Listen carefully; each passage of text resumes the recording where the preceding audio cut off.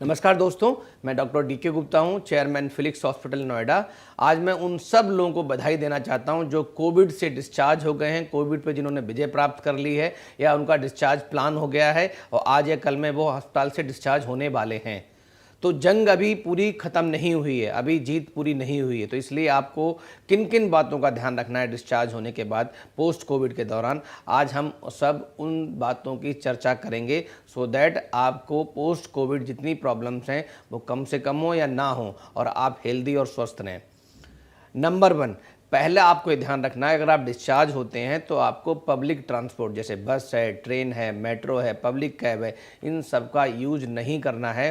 हो सकता है अभी भी आप कैरियर हों कोरोना वायरस के और आप दूसरे लोगों को संक्रमित कर दें। तो इसका ध्यान रखते हुए आपको सिर्फ अपना पर्सनल ट्रांसपोर्ट, अपनी पर्सनल कार से घर जाना है या आपको एम्बुलेंस से घर जाना है। तो इसलिए क्योंकि हम जितने लोग से कम एक्सपोज में आएंगे उतने लोगों को रिस्क कम होगा।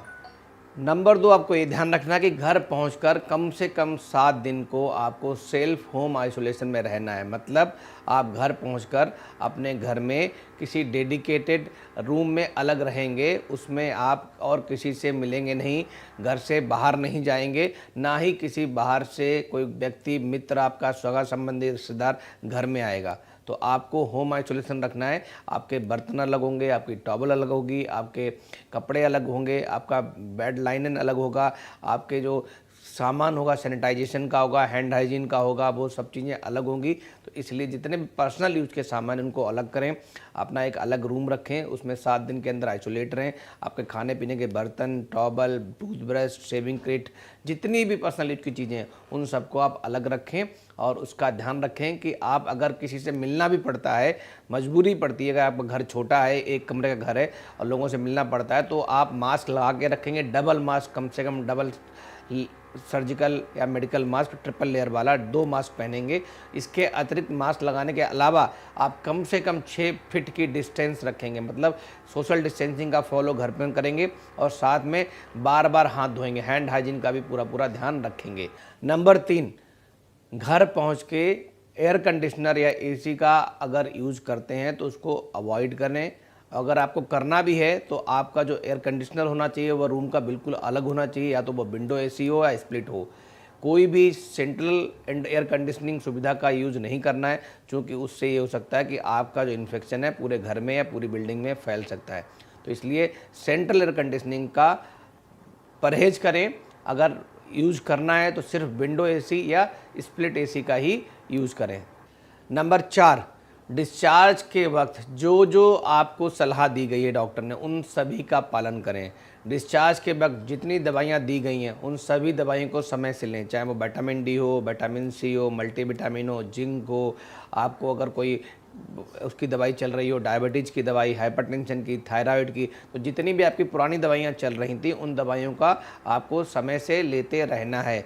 बहुत सारे ऐसे लोग हैं जिनकी शुगर बढ़ जाती है इलाज के दौरान, बिकॉज हमें बहुत बार स्टेरॉइड देने पड़ते हैं, तो उनकी कुछ डायबिटिक दवाइयाँ जो हैं वो मॉडिफाई की जाती हैं। तो इसलिए अपने डॉक्टर के लगातार संपर्क में रहें। दवाई की डोज कितनी मॉडिफाई करनी है, कब तक मॉडिफाई करनी है, कब नॉर्मल डोज लेनी है, ब्लड शुगर की चार्टिंग कैसे करनी है, कितनी बार देखना है ब्लड शुगर और क्या चेंजेस करने हैं उसके हिसाब से। तो डॉक्टर के संपर्क में रह के अपनी सारी पुरानी दवाइयों को लेते रहें। अगर उसमें कुछ चेंज करना है, मॉडिफिकेशन करना है, वो डॉक्टर की सलाह अनुसार जरूर करें।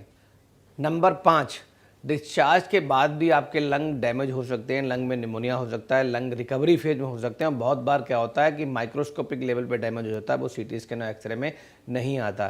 तो इसलिए अपने जो वाइटल्स हैं उसमें चाहे रेस्पिरेटरी रेट हो, सांस की गति है या हार्ट रेट है या टेम्परेचर है, ब्लड प्रेशर है, ऑक्सीजन सेचुरेशन है, उसको हर 6 से 8 घंटे पे या जैसा डॉक्टर ने बताया उसकी सलाह अनुसार उसको मॉनिटर करते रहें। क्योंकि अगर मॉनिटर करते रहेंगे तो अगर कोई प्रॉब्लम होगी तो उसको हमें जल्दी से पता लग जाएगा। इसको बोलते हैं अर्ली डायग्नोसिस।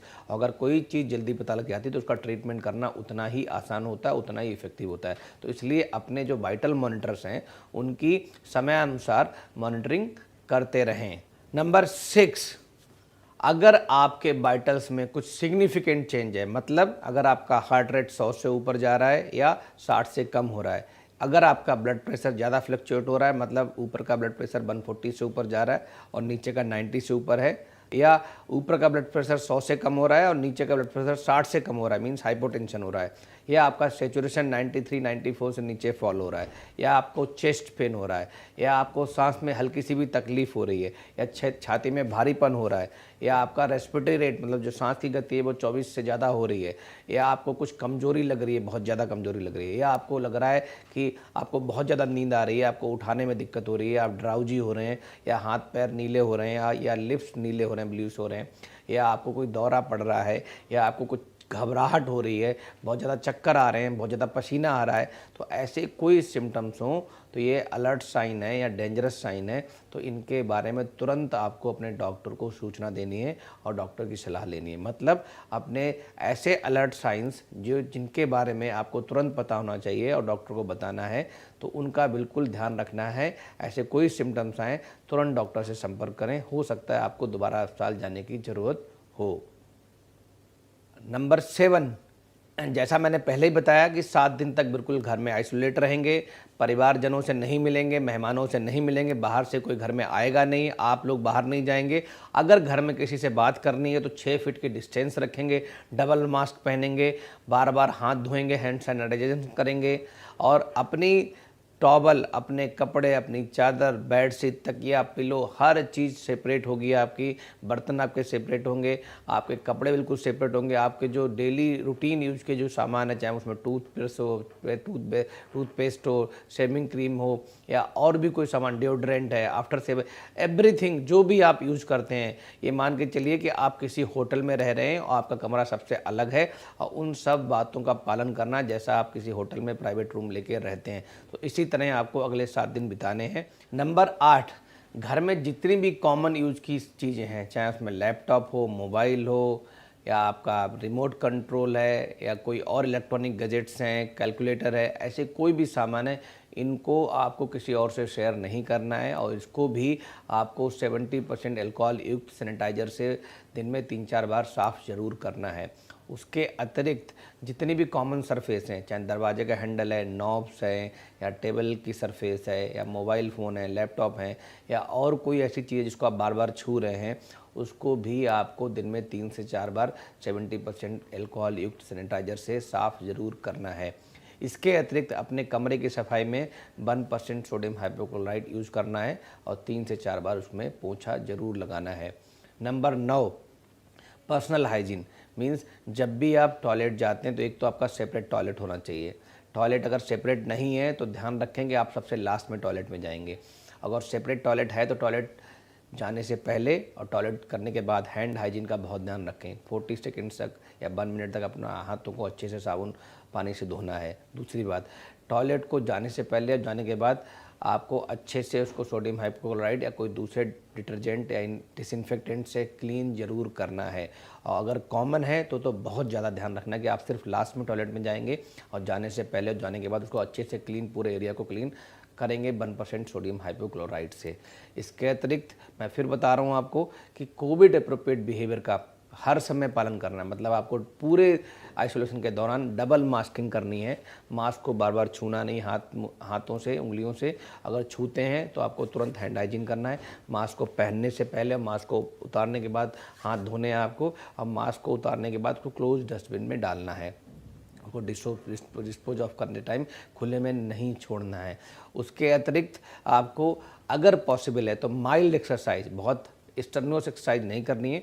अगर बेहतर है आप माइल्ड योगा कर सकते हैं, माइल्ड ब्रीदिंग एक्सरसाइज कर सकते हैं जिसमें सांस लेना और सांस को रोकना और सांस छोड़ना है, तो ये सब चीज़ें कर सकते हैं। 6 मिनट्स का वॉक टेस्ट कर सकते हैं। तो माइल्ड एक्सरसाइज या माइल्ड योगा या माइल्ड व्यायाम कर सकते हैं। बहुत स्ट्रेनुअस एक्सरसाइज आपको नहीं करनी है। कोशिश करें बीच में प्रॉन लेटने की, इंटरमिटेंट प्रॉन पोजीशन करनी जिसमें हम उल्टा लेटते हैं पेट के बल, और हर 2 घंटे में, 1.5 घंटे में 15-20 मिनट के लिए आप उल्टा लेट सकते हैं। इसके अतिरिक्त कोशिश करें कि जब सोते हैं तो आप लेफ्ट करवट लेके या राइट करवट लेके सोएं, तो उससे भी आपका जो ऑक्सीजन सैचुरेशन है वो इम्प्रूव हो जाता है, लंग्स की बैटल कैपेसिटी इम्प्रूव होती है। सबसे और इम्पोर्टेंट बात क्या है, लास्ट बता रहा हूँ मैं, वो है आपको 6 से 8 घंटे की नींद अच्छे से लेनी है, अल्कोहल नहीं लेना है, स्मोकिंग नहीं करनी है बिल्कुल, योगा प्राणायाम करना है, और साथ में अगर डाइट का बहुत ध्यान रखना है। अगर डाइट अगर अच्छी नहीं लेंगे आप तो भी दिक्कत हो सकती है। तो इसलिए खास करके जो डायबिटिक पेशेंट है, हाइपरटेंसिव पेशेंट है, हार्ट पेशेंट हैं, उनको अपनी डाइट अपने डाइटिशियन के नियमानुसार लेनी है।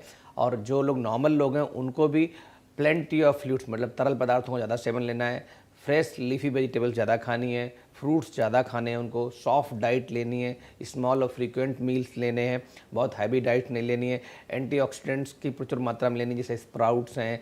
अगर आप फ़ैट लेना है तो फ़ैट में ध्यान रखें आप पूफा वाला फ़ैट मतलब ऑलिव ऑयल है, ऐसे अनसैचुरेटेड फैटी एसिड्स होते हैं उनका उपयोग करना है। ड्राई फ्रूट्स खा सकते हैं हल्के। इसके अतिरिक्त हाई प्रोटीन और लो कार्बोहाइड्रेट डाइट लेनी मतलब हाई प्रोटीन मतलब अंडा खा सकते हैं आप, प्रोटीन में दाल खा सकते हैं या और राजमा है, पनीर है, तो इन सब का सेवन कर सकते हैं। तो डाइट का ध्यान रखें, नींद का ध्यान रखें, अपना रेस्ट पूरा लें और जो भी आपकी हॉबीज़ हैं जो आप अभी तक नहीं कर पाए, जो मूवीज़ आपने नहीं देखी हैं, जो आपने म्यूजिक नहीं सुना है, जो मेडिटेशन नहीं किया है, जो चीज़ें आपको अच्छी लगती हैं, जो लिखना अच्छा लगता है, पोइट्री करना, तो वो सब अपनी हॉबीज़ को पूरा करें। अगर इन सब चीज़ों का ध्यान रखेंगे तो आप जल्दी ही फुल रिकवरी करेंगे। मेरी सद्भावनाओं और शुभकामनाओं के साथ धन्यवाद।